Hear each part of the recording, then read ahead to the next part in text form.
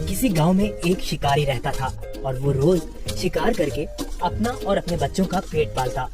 एक मर्तबा ऐसा हुआ कि शिकारी जब शिकार करने जंगल की तरफ गया तो उसे आसमान में एक बहुत ही खूबसूरत और नायाब चिड़िया उड़ती नजर आई।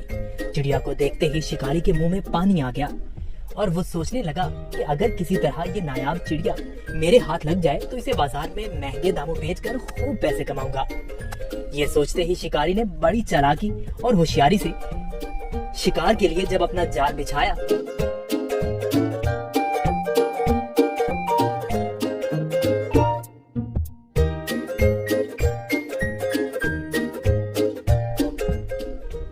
तो उसमें वो खूबसूरत चिड़िया फंस गई।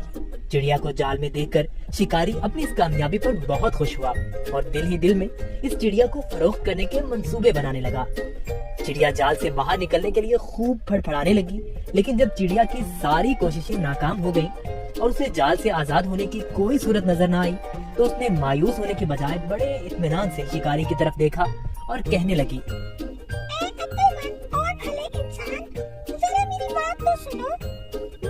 छोटी और नन्ही सी चिड़िया को पकड़कर आपको कोई फायदा नहीं होने वाला, क्योंकि अगर तुम मुझे ज़िबा भी करते हो तो मेरे थोड़े से गोश्त और गिनती की चंद नरम और नाजुक हड्डियों से तुम्हारा क्या बनेगा। और अगर तुम मुझे बाजार में फरोख्त भी करते हो तो तुम्हें कितने रुपए मिलेंगे।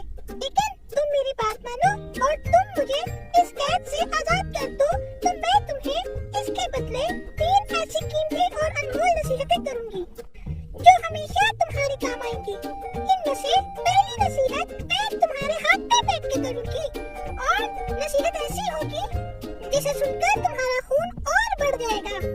और दूसरी नसीहत दीवार पर बैठकर करूंगी जो बहुत ही आला और कारामद होगी। इसके बाद तीसरी और आखिरी नसीहत दरख्त की शाख पर बैठकर करूंगी। इसलिए अब तुम्हारी अक्लमंदी का यही तकाजा है कि तुम मुझे आजाद कर दो और मेरी तीनों नसीहतों पर अमल करके दुनिया में बड़ा नाम कमाओ।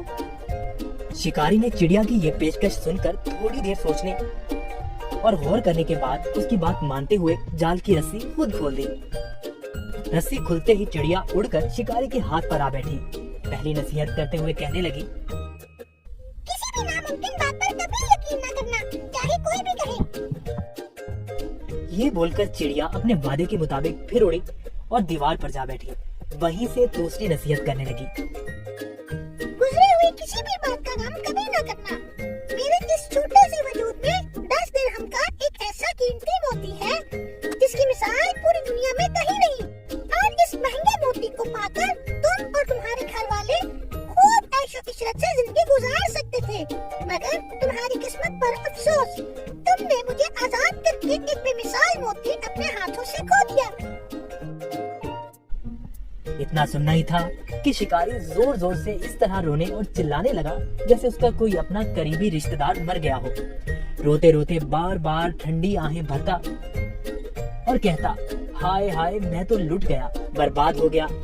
अरे मुझ बेवकूफ ने क्या कर दिया, हाथ आए खजाने को खो दिया। ऐसी नादिर चिड़िया क्यों आजाद कर दी। शिकारी जब खूब रोध हो चुका तब चिड़िया ने उसे मुखातिब करते हुए कहा, अरे बेवकूफ और अहमद शिकारी, मैंने पहले ही तुम्हें नसीहतें कर दी थी कि गुजरी हुई बात का गम न करना। जब ये बात हो ही गई थी तो अफसोस से हाथ मलना किस काम का। और हाँ, ए नादान शिकारी, तुमने मेरी पहली नसीहत भी तो गौर से नहीं सुनी। मैंने कहा था ना कि किसी भी नामुमकिन बात का हरगिज़ यकीन नहीं करना चाहिए, चाहे वो कैसी ही क्यों ना हो। अब जरा अक्ल से काम लो और देखो तो सही, मुझ नन्ही सी जान का पूरा वजूद 3 दिरहम से ज्यादा का नहीं है, तो फिर 10 दिरहम का मोती मेरे छोटे से वजूद में कैसे हो सकता है। बेशक कहती तुम ठीक ही हो ए नन्ही मुन्नी चिड़िया, वो तीसरी नसीहत तो बताती जाओ। अरे भाई, तुमने मेरी पहली नसीहतों पर कौन सा अमल कर लिया जो मुझसे तीसरी नसीहतें सुनना चाहते हो। वो कीमती नसीहत तुम जैसे नादान इंसान के लिए नहीं है। ये कहते ही फिर से चिड़िया उड़ी और शिकारी उसको देखता ही रह गया। देखा बच्चों आपने, वो नन्ही सी चिड़िया कैसी अपनी अक्लमंदी से इस शिकारी से अपनी जान बचाने में कामयाब हो गई।